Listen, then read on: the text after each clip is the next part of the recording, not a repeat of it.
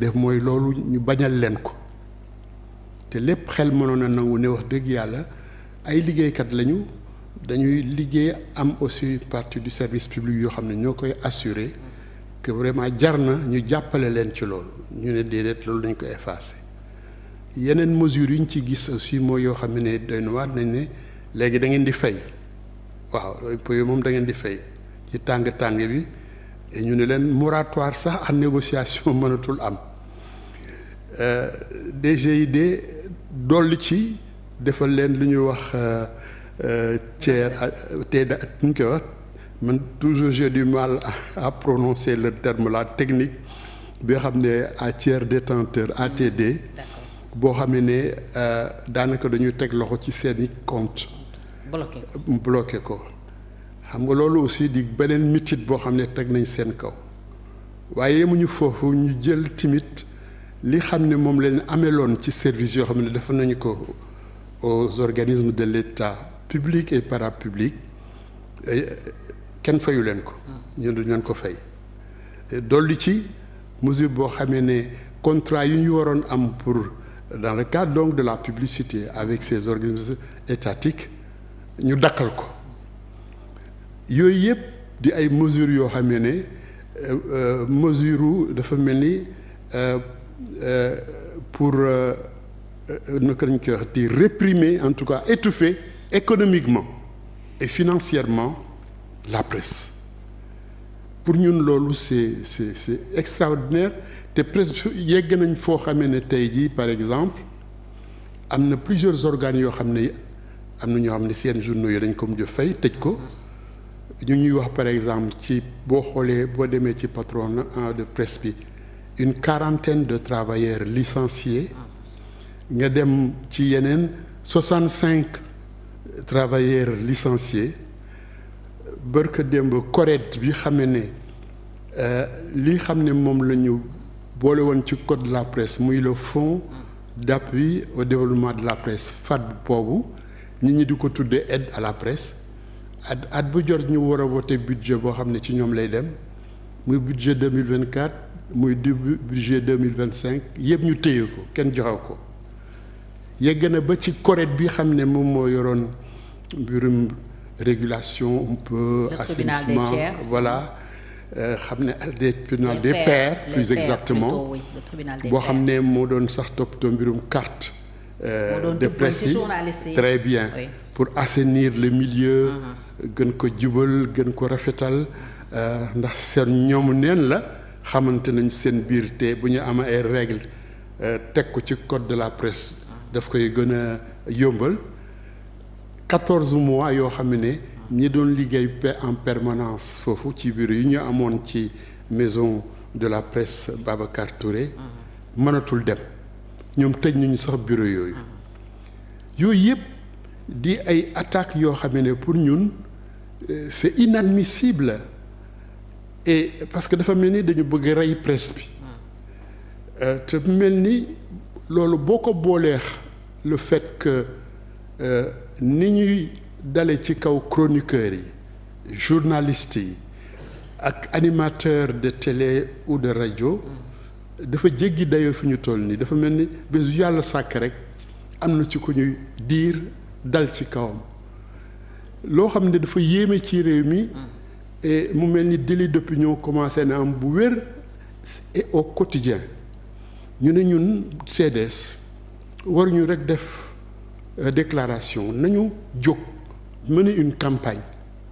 loolu mooy sababu déclaration boobu ñu génne partir des faits lan moo dal ci kaw presse bi lu ko waral ak ban taxawaay lañ ci am parce que ñun dañu jàpp ne liberté de la presse buñ ko fayee beaucoup de liberté et de droits des citoyens des droits humains dañ koy fay parce que beaucoup lu ci aju mooy le droit à l'information des citoyens le droit au choix même dans l'information des peut-être des informations les plus valides de qualité etc également la prévention qu'assure la presse avec ces sortes d'alertes bu xam ne mën na ko lancer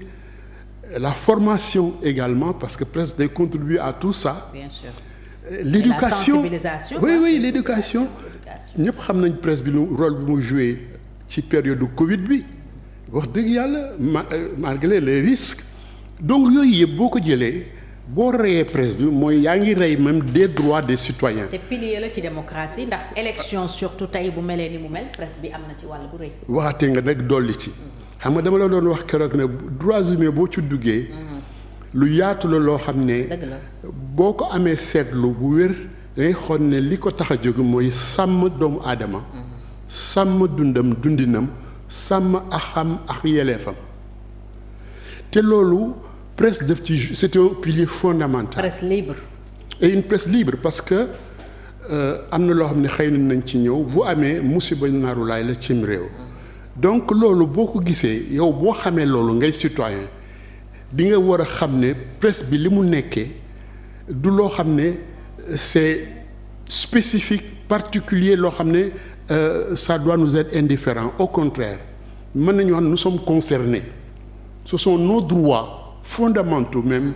qui vont être touchés quand la presse est touchée et si la presse justement indépendante professionnelle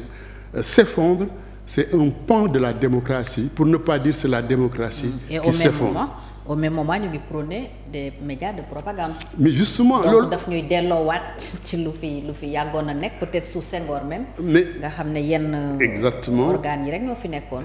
voilà loolu lu mu indi effectivement mooy. les médias d'État. li mu indi mooy un recul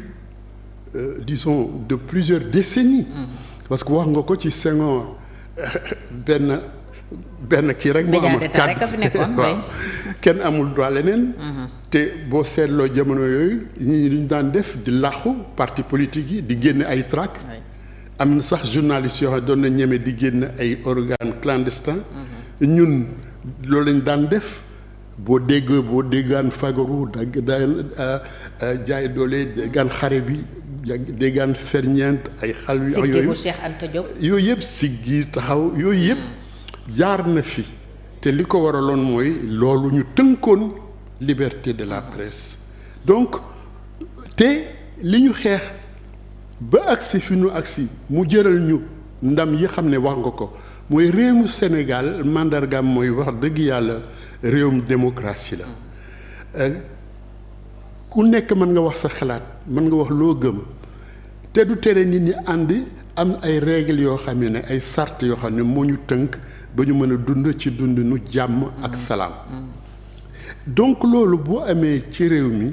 ñun dañu ne CDS nañu jóg xar suñu tànk tubéy lu ñu mën ñu def ko ngir yee nit ñi ñu xam ne mbirum presse bi ak tolluwaayam li koy dal ba ay dizaines des centaines même mën nañu wax de travailleurs ñu leen di dàq seen liggéey ci fay loolu warul am te musiba la. parce que du yem ci ñooñu rek. du yem ci ñoom ñëpp lay laal wax naa ko la liberté de la presse entraîne beaucoup de liberté et de droits humains. bien sûr yoo xam ne ci ñoom si foofu la wékku. alors au-delà de déclaration bi lan ngeen nar a def. waaw moo tax dañu jóg démb la ñu commencé. dem ci organe de presse yi. ñi ñu jëkk a gis seeti leen mooy.